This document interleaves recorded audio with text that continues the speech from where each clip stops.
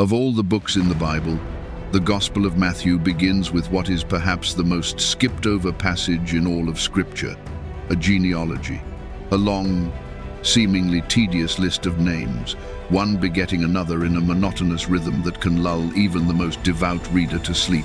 We see it as a dry, historical record, a necessary but unexciting prelude to the main event. We rush past the Abrahams, Isaacs, and Jacobs to get to the miracles, the sermons, and the passion. But what if I told you that you've been skipping one of the most radical, explosive, and brilliantly constructed documents ever written? What if this isn't just a family tree, but a secret message? A theological bombshell, carefully coded and hidden in plain sight by Matthew, designed to completely reframe everything you thought you knew about the Messiah, about God's grace, and about the kind of people he uses to change the world.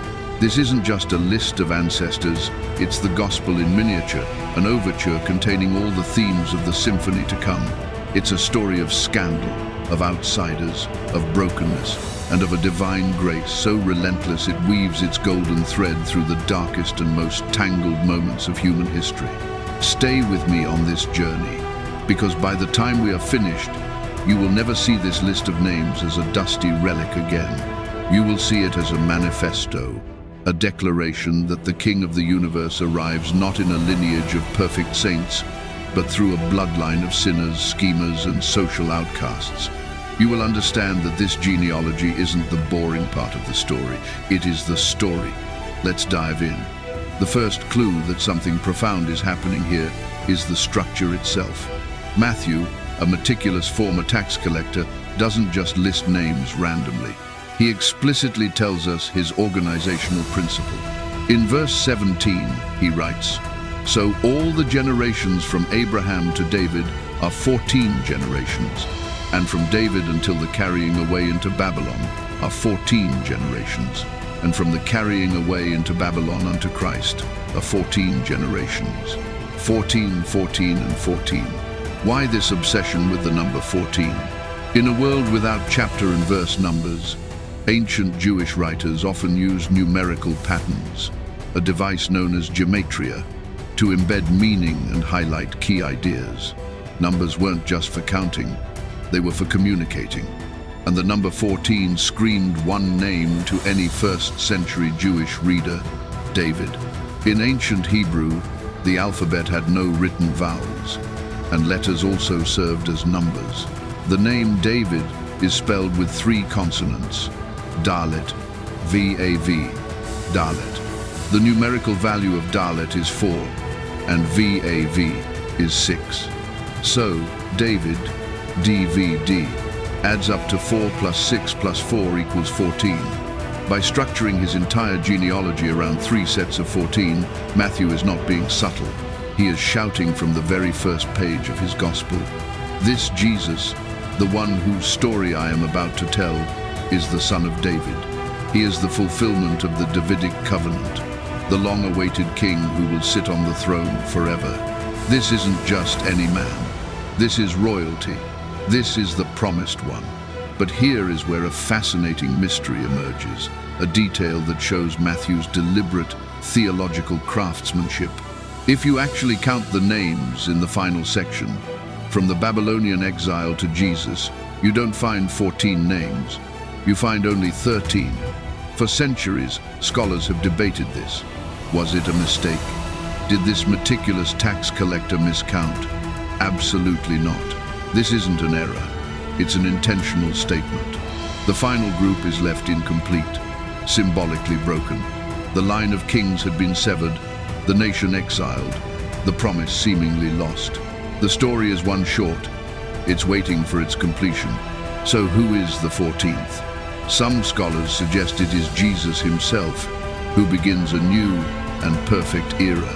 But a more beautiful interpretation is that the story intentionally leaves a space. The incomplete list represents a broken humanity, waiting for its true king. The story isn't finished until you enter it. By accepting Christ, the believer becomes part of that final, completed generation, adopted into the royal family of the King. Matthew leaves the number short to show that the story of God's people was broken and in exile, waiting for the one who would not just continue the line, but perfect it and invite us all into it. This incredible structural key is just the beginning. The truly radical nature of this genealogy is not found in the numbers, but in the names. Specifically, the names that shouldn't be there. Ancient Jewish genealogies were strictly patriarchal. They traced the line from father to son, to father to son. Women were almost never mentioned. It was a man's world, and lineage was a man's business. Yet Matthew, writing to a Jewish audience, shatters this ironclad tradition. He includes not one, not two, but 5 women in his list. And who are these women he chooses to highlight? If he were trying to create a respectable, polished family tree, he would have chosen the great matriarchs of Israel, Sarah, Rebecca, or Leah. They were the revered mothers of the nation, but Matthew ignores them completely. Instead, he spotlights 5 women whose stories are steeped in scandal, controversy, and social disgrace. This isn't an accident. Each woman is a theological statement, a nail driven into the coffin of salvation by pedigree, purity, or performance. The first woman he names is Tamar. Her story, found in Genesis 38, is one of the most uncomfortable in the entire Old Testament. It's a story of deception, family duty ignored, and incest. Tamar was the daughter-in-law of Judah, one of Jacob's 12 sons. By Levirate law, when Tamar's husband died, his brother was obligated to give her a child to carry on the family name. But her second husband also died, and Judah, fearing she was cursed, refused to give her his third son, Shelah. He sent her away, a childless widow with no future and no honor. Judah, the patriarch, failed in his duty. He denied her justice. So Tamar took matters into her own hands. In an act of shocking desperation and audacity, she disguised herself as a prostitute, sat by the side of the road, and seduced her own father-in-law, Judah. She became pregnant by him and secured her place in the lineage. When Judah, dripping with self-righteousness, ordered her to be burned for her promiscuity, she produced the staff and seal she had cleverly taken from him as a pledge, exposing him as the father. "I am more righteous than you," she declared, and Judah had to admit it was true. Why on earth would Matthew begin his list of scandalous women with Tamar? Because her story is a perfect picture of the gospel. It shows that God's plan is not thwarted by human sin and failure. Judah, the chosen patriarch, acted wickedly, yet God used the desperate, unorthodox, and morally ambiguous act of a marginalized woman to preserve the messianic line. He worked not through the righteous patriarch, but through the wronged and cunning daughter-in-law. Her inclusion screams that God's grace operates in the messiest corners of human life, and that he can bring his perfect will out of our most imperfect situations. The second woman is Rahab. If Tamar's story was scandalous, Rahab's is doubly so. We meet her in the book of Joshua. She is not an Israelite. She is a Gentile, a Canaanite, living in the doomed city of Jericho. And she is not just any Gentile, she is a prostitute. She is an ethnic outsider and a moral outcast. By every standard of the day, she was at the bottom of the social ladder. Yet, when the Israelite spies came to Jericho, it was Rahab who hid them. It was Rahab who declared a stunning confession of faith. "I know that the Lord has given you this land, for the Lord your God is God in heaven above and on the earth below." This pagan prostitute, living in a city devoted to false gods, saw the truth of the one true God and acted on it. She betrayed her king, her city, and her people, tying a scarlet cord in her window as a sign of her faith, a symbol that would save her and her family from the destruction to come. By placing Rahab, the Gentile prostitute, directly in the lineage of the Messiah, Matthew is making another revolutionary statement. He is declaring that salvation is not a matter of ethnicity. It's not about being born into the right family or the right nation. Salvation comes through faith, and faith alone. Rahab was saved not because she was a good person, but because she believed in the power of God and risked everything for that belief. Her presence in this genealogy is a prophetic sign that the Messiah she is, an ancestor of, will break down the wall between Jew and Gentile, welcoming all who come to him in faith, regardless of their past or their pedigree. The third woman is Ruth. At first glance, she seems less scandalous than the others.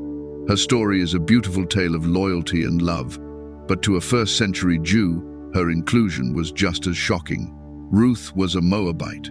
The Moabite nation was born out of an incestuous union between Lot and his daughters after the destruction of Sodom. As a result, they were perennial enemies of Israel, and the law in Deuteronomy explicitly stated that no Moabite could enter the assembly of the Lord, even to the 10th generation. They were the forbidden people, the permanent outsiders. Ruth, a destitute widow from this forbidden land, clings to her Israelite mother-in-law Naomi and declares one of the most beautiful vows of loyalty in all of literature. Where you go, I will go, and where you stay, I will stay. Your people will be my people, and your God my God. She travels to Israel as a foreigner, a poor gleaner picking up leftover grain in the fields. Yet through her Heseder loyal covenant love and God's providence, she catches the eye of a righteous man named Boaz. He becomes her kinsman redeemer, marries her, and she, the forbidden Moabite, becomes the great-grandmother of King David himself. Matthew includes Ruth to hammer the point home again. God's kingdom is for the outsider. It is for the one who has no claim, no right, no standing.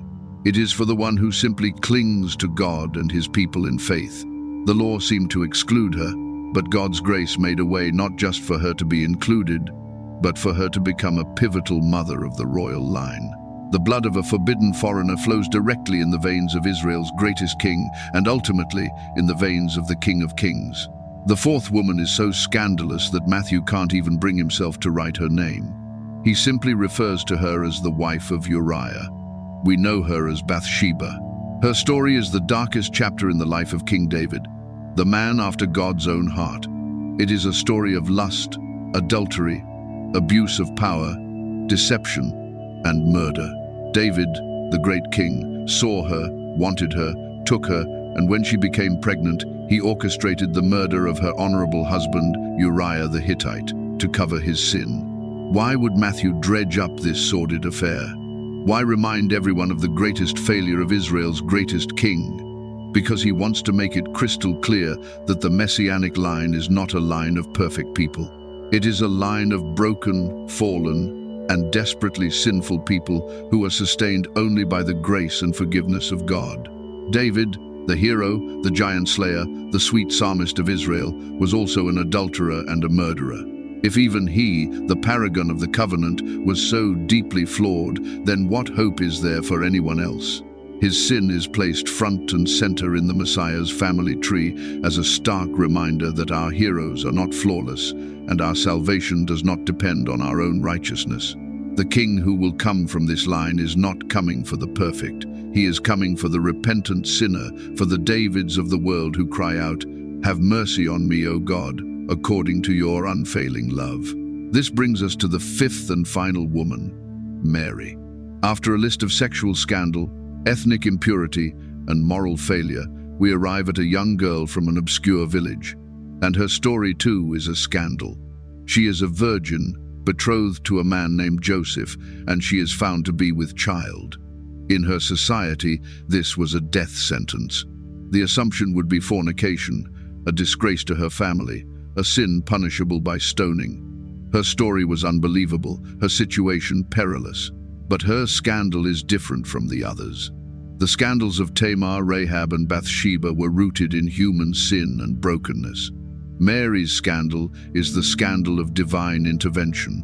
Her pregnancy is not the result of sin, but of a miracle. The Holy Spirit has come upon her. She, a humble and obedient servant, responds not with scheming or desperation, but with pure faith. "Behold, I am the handmaiden of the Lord. Let it be to me according to your word." Mary is the culmination and the beautiful contrast.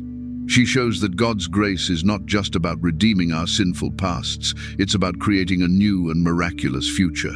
The four women before her demonstrate God's grace in spite of sin. Mary demonstrates God's grace initiating salvation. Through her, God breaks into the long, messy, and sinful line of humanity and does something entirely new.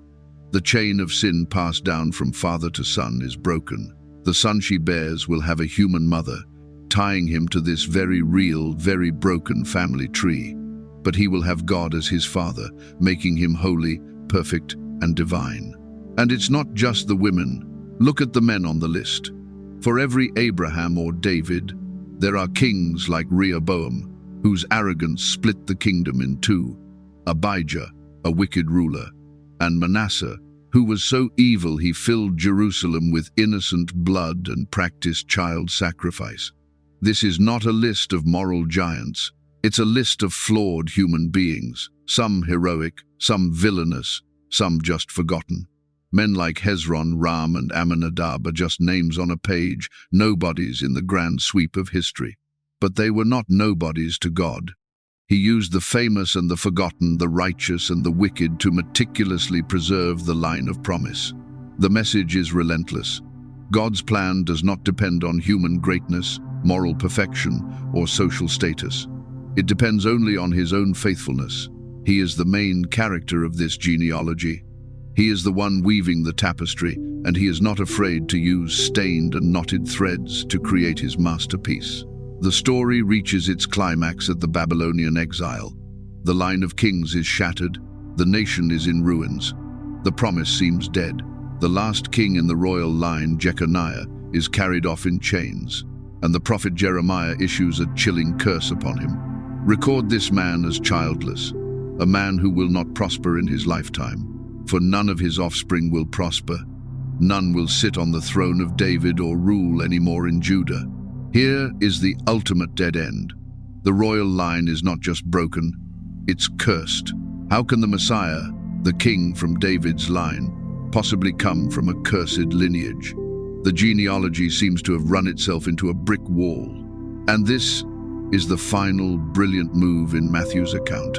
And Jacob begat Joseph, the husband of Mary, of whom was born Jesus, who is called Christ. Read that carefully. The pattern of A begat B is maintained for the entire list until this final crucial link. It does not say Joseph begat Jesus. It says Joseph was the husband of Mary, of whom was born Jesus. The language shifts to the passive voice, and the lineage flows through Mary. This is the divine loophole.